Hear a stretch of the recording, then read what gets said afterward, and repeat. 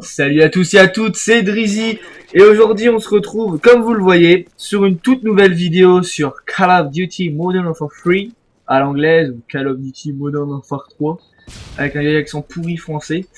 Enfin bref, donc une toute nouvelle partie, un tout nouveau gameplay sur Modern Warfare 3. Donc mon tout premier en multijoueur, parce que ma toute première vidéo c'était une découverte du mode survival. Et donc vraiment avant de commencer donc le commentary, vous l'avez remarqué, j'ai mis l'intro de Code QG, ainsi que le petit emblème en haut à droite, que vous voyez tout simplement parce que je leur ai envoyé cette vidéo, parce que j'ai fait on va dire une partie assez sympathique, on va dire comme ça, hein, on va garder le suspense jusqu'au bout, une partie assez sympathique que j'ai réalisée la semaine dernière en recherche et destruction. Donc étant donné que le jeu est sorti il y a très peu de temps, et que donc enfin pour moi faire un aussi bon score en recherche, ça avait déjà arrivé plusieurs fois dans les anciens Call of, mais bon au bout d'une semaine j'étais assez étonné de faire une aussi bonne partie. Donc c'est pour ça j'ai envoyé la vidéo à Code QG, parce qu'on voit souvent des mobs, enfin en général j'ai déjà vu quelques vidéos, il y avait que des mobs, donc je me suis dit pourquoi pas proposer un gameplay comme ça en recherche et destruction, ça pourrait être sympathique. Enfin voilà, donc là vous voyez que je suis donc sur Baccarat. Donc l'une de mes cartes favorites, je trouve, sur Call of Duty Modern Warfare 3. Et donc là, on est à la première manche et je suis tout seul contre le dernier ennemi. Et donc, je vais essayer d'aller désamorcer. Mais bon, l'ennemi s'est bien caché. Là, j'ai essayé de faire une petite feinte, mais bon, il était bien caché. Et donc là, il me restait 5 secondes. Mais bon, j'ai cru que je pouvais la désamorcer. Mais j'ai totalement fail, en fait. Je me suis chié dessus. Hein, donc, mais c'est pas grave. Là, en tout cas, vous l'avez sans doute remarqué ou pas. Enfin voilà, j'ai fait 3 frags. Donc là, je fais du 3-1 et donc on perd 1-0. Mais c'est pas dramatique, hein. J'essaie de remonter tout ça, le score de l'équipe. Par la suite, c'est que le début de la partie. Enfin voilà, donc là, vous voyez que je joue avec la Scarel silencieux en tigre rouge avec donc l'atout d'arme impact. Donc la Scarel, c'est vraiment une arme que j'apprécie beaucoup sur Modern Warfare, donc depuis Modern Warfare 2. Tout simplement parce qu'elle est vraiment très complète et surtout très puissante. Franchement, vous mettez pas beaucoup de balles, et sur Modern Warfare 2, combien de fois je me suis éclaté dans des parties avec cette arme-là, en domination, recherche, n'importe quel mode de jeu. Mais son seul défaut, c'est son nombre de balles. Vous pouvez voir que le chargeur est vraiment très restreint, il n'y a pas beaucoup de balles déjà dans le chargeur de base, et pas beaucoup de balles enfin en tout que vous possédez au début de la partie. Mais bon, étant donné qu'on est en recherche et destruction, enfin ce défaut là est vraiment très négligeable. Donc c'est pour ça que je trouve que la Scarel est vraiment une arme très puissante et l'une des meilleures armes dans ce mode de jeu là. Donc j'ai mis l'atout impact et silencieux. Je trouve que déjà le silencieux sur Modern Warfare avec impact, donc comme impact lourd, c'est vraiment deux atouts qui vont très très bien ensemble. Au passage, une petite killcam où je tue les deux ennemis, malgré qu'ils soient sniper, bon, je tue toujours deux ennemis. Donc je disais que là oui, l'atout impact et silencieux sont vraiment deux atouts qui vont très très bien ensemble et qui sont vraiment très pratiques. Donc à l'Audit Modern Warfare sur n'importe quelle arme, enfin mis à part le sniper, mais bon.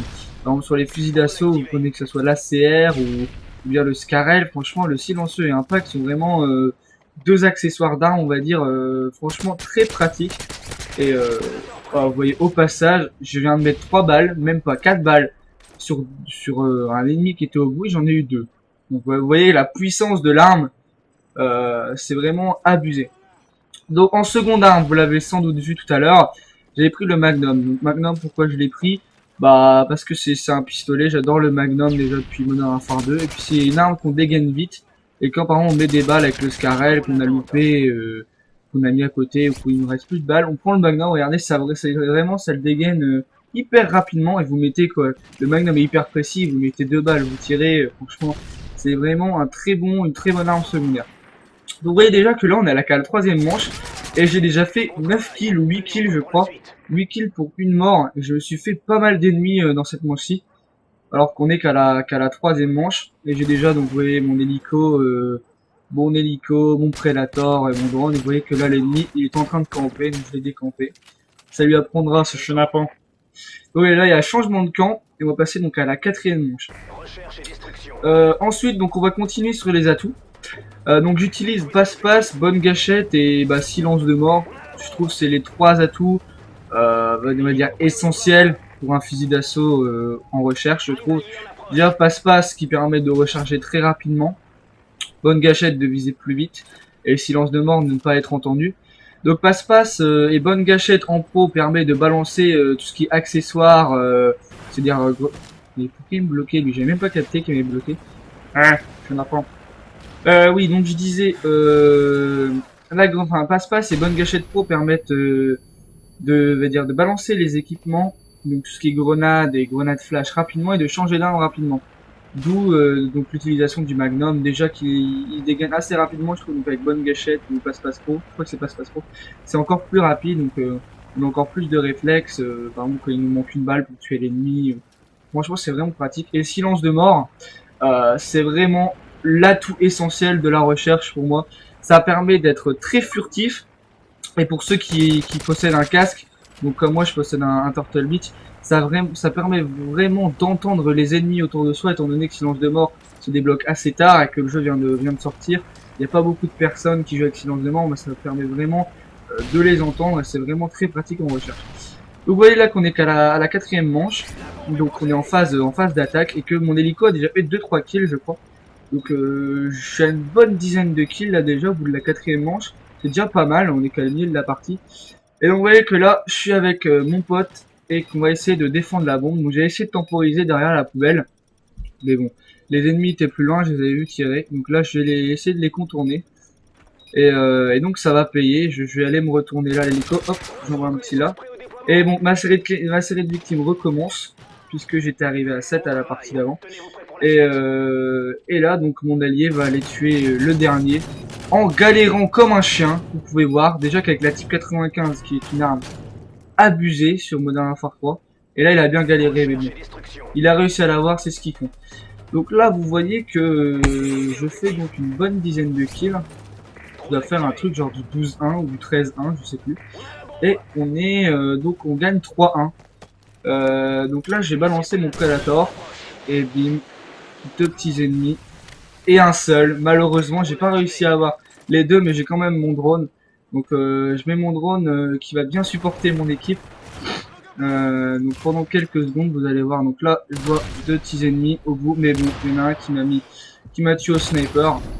Et ainsi, je crois que là, on va perdre cette manche et ça va me permettre d'augmenter mon score et donc de faire plus de kills.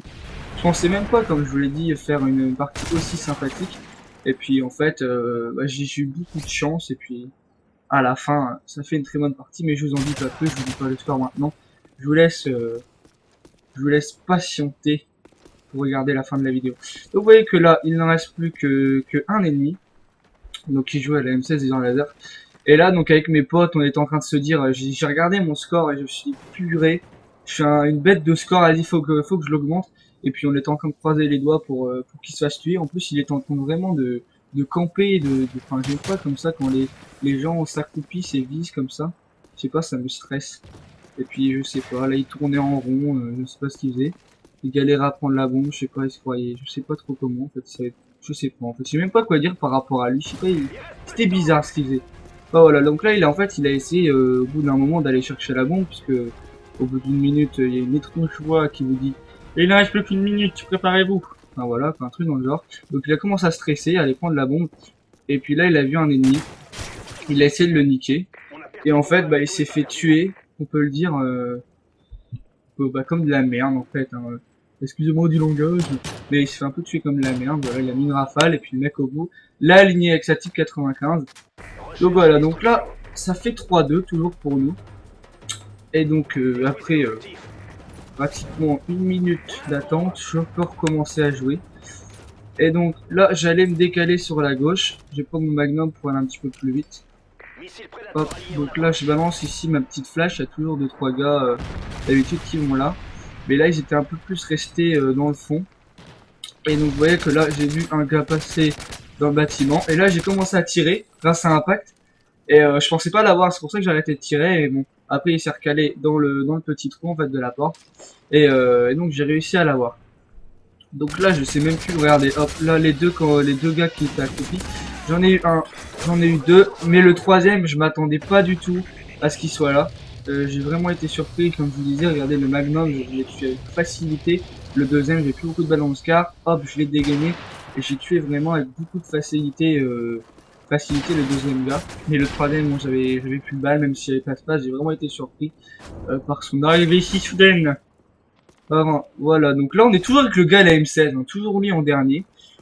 Et donc bah il va essayer de se débrouiller pour tuer les autres. Mais pareil, on est en train de croiser les doigts pour qu'il se fasse tuer, hein, même si c'est un allié. Vous voyez que là il a allongé, il a complètement fail ses deux rafales de M16. En plus la M16 qui est une arme pas très puissante je trouve sur Modern 3. Celle de Modern 2 était beaucoup plus puissante. Et puis encore là, pareil, il s'est fait carotte.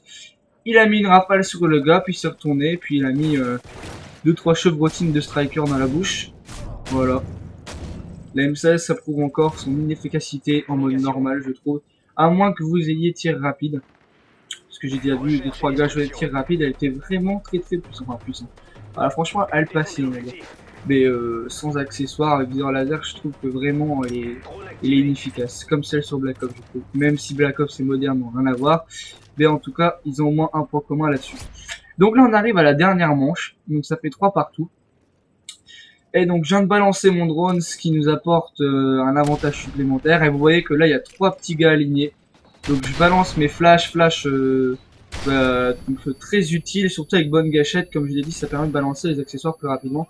Étant donné que les flashs sont très longues à balancer, bah là, ça fait comme une grenade paralysante, alors qu'elles sont 4 fois plus puissantes, je trouve. Elles aveuglent les ennemis et leur écran devient tout blanc pendant un certain moment. Je trouve que c'est hyper efficace. Donc, vous voyez, le gars, grâce à mon drone, j'ai pu le prendre par derrière. Et donc là, il reste plus qu'un ennemi à trouver. Et donc c'est un pote à moi, un allié à moi qui va le tuer. Donc on va voir la kill cam. Hop, il va le tuer. Bim bim bim à la F4 en faisant un petit drop shot dans les escaliers. Et il se relève. Hop. Et donc vous voyez que la partie s'achève. Donc 4-3 pour nous. Et que j'ai fait un score de 21-3. Vous allez voir dans quelques secondes. Hop hop hop. 21-3. Donc voilà, merci à tous d'avoir regardé ma vidéo. Et puis on se retrouve à la prochaine. Allez, ciao les gens.